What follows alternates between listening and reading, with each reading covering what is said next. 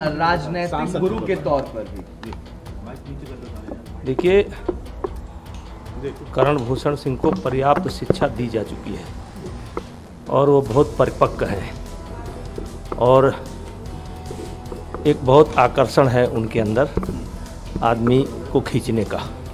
ये God gifted है और भारतीय जनता पार्टी ने प्रत्याशी बनाया जिसको लेकर के हम लोग प्रसन्न हैं। अब देवी पाटन मंडल की राजनीति युवा पीढ़ी नई पीढ़ी के हाथ में जा रही है। 6 बार मैं सांसद हुआ, एक बार पत्नी सांसद हुई। 32-33 साल का सफ़र संसदीय क्षेत्र में रहा। उसके अलावा लगभग 40-45 साल से हम क्षेत्र की जनता से जुड़े हैं।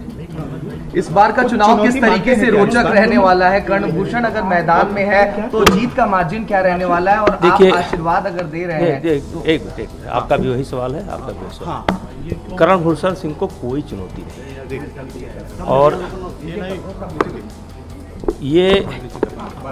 ये जो माहौल बनता है ये एक दिन में नहीं बनता है।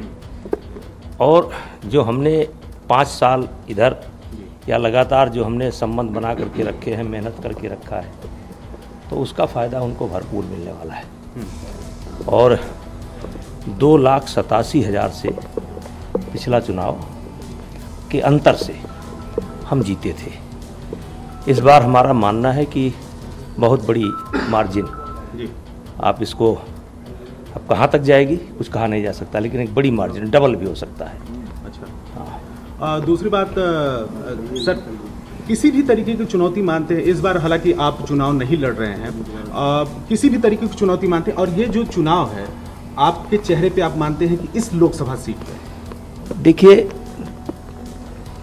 किसी प्रकार की कोई भी चुनौती नहीं है। ये 4 तारीख को जब रिजल्ट आउट होगा तो आपको खुद पता लगेगा कि यहाँ चुनाव एक तरफा है और हम कह सकते हैं कि 75% में हम हैं, 25% में सब हैं।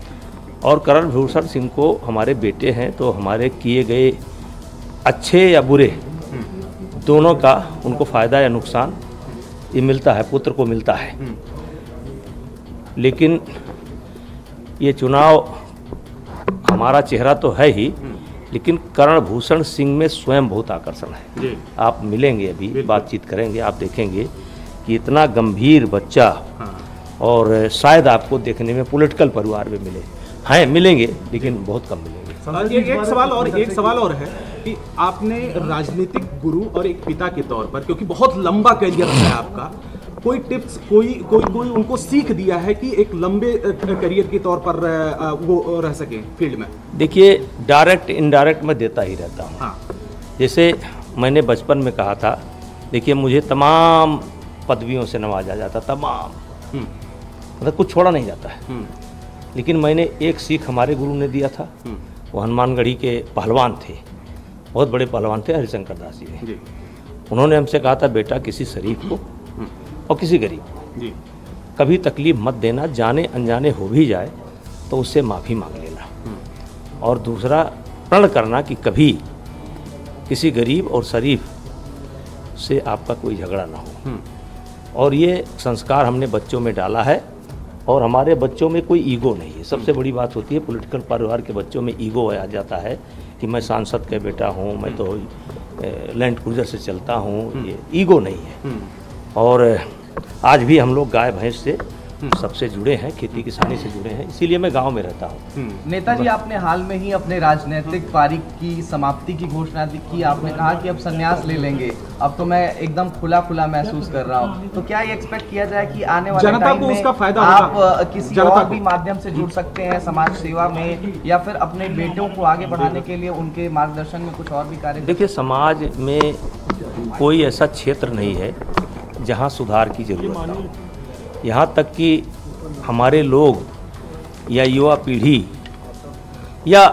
के आगे भी ये भी नहीं जानते हैं कि लेटना कैसे चाहिए, ये भी नहीं जानते हैं कि श्वास कैसे लेना चाहिए, ये भी नहीं पता है कि 4 बजे सुबह उठने का क्या मतलब है, 5 बजे सुबह उठना क्या मतलब है। तो बहुत सी चीज़ें हैं। देखिए, मैंने एक नारा दिया था, पहले मेरा नारा था स्वस्थ गोंडा साक्षर गोंडा हरा भरा गोंडा। बाद में उस नारे को बदल करके मैंने कर दिया स्वस्थ देवी पाटन मंडल, साक्षर देवी पाटन मंडल, हरा भरा देवी पाटन। बृजभूषण शरण सिंह को इस वक्त आप सुन रहे थे, अपने बेटे के बारे में जो बातें कह रहे थे वो अक्सर अमूमन हर पिता कहता है मेरा राजा बेटा, उससे बेहतर कोई नहीं। लेकिन आज जनता तय करेंगी कि कर्णभूषण सिंह को पसंद वहां किया जा रहा है कि नहीं किया जा रहा है। ये लगातार तस्वीरें आ रही है, देखिए 7 बजे। हालांकि उन्होंने ये भी कह दिया कि मैंने जो किया उसमें अच्छा बुरा सब बेटे को जाएगा। इंपॉर्टेंट बात कही। हाँ। वो इस बात को समझ रहे हैं, उसका खामियाजा उन्हें भुगतना पड़ा है। रिफत को हम देख पा रहे हैं, लेकिन साथ में ये तस्वीरें भी दिखा देंगे जहां पर अब तैयारियां लगभग पूरी हो चुकी है और 7 बजे, अभी 6:50 हो रहे हैं। 10 मिनट के भीतर अब वोटिंग शुरू हो जाएगी उन तमाम राज्यों में, उन 49 सीटों पर आज जहां 5वें चरण में बकायदा मतदान होना है। रिफत, बारामूला सबसे महत्वपूर्ण सीट आज की तारीख में, तैयारियां कैसी?